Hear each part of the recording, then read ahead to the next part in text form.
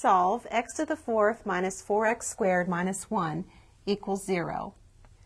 This is not a quadratic equation, but we can write it as a quadratic equation if we let u equal x squared and u squared equal x to the fourth.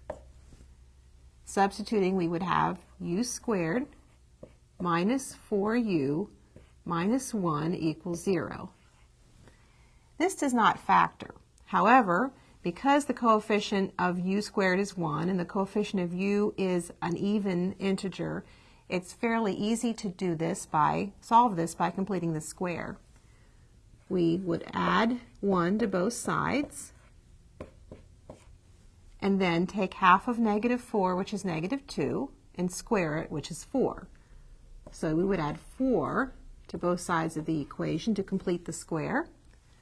This then would be u minus 2 squared equals 5. Using the principle of square roots, we would get u minus 2 equals plus or minus the square root of 5, or u equals 2 plus or minus the square root of 5.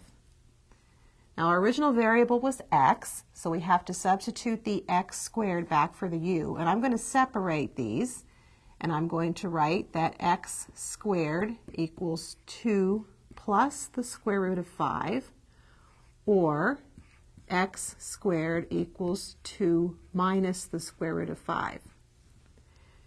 Now we have to think carefully on one of these. Over here, 2 plus the square root of 5 will be a positive number.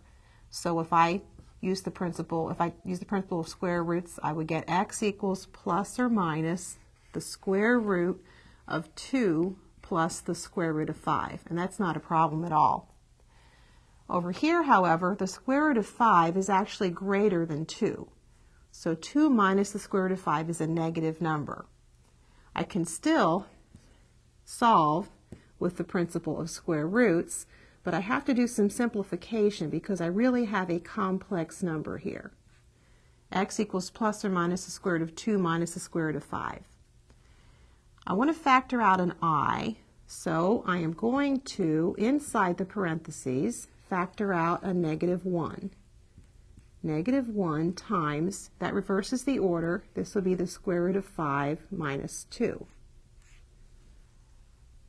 Now the square root of negative 1 is I, so I can write that as plus or minus I times the square root of the square root of 5 minus 2. And that actually gives me 4 solutions then. The solutions are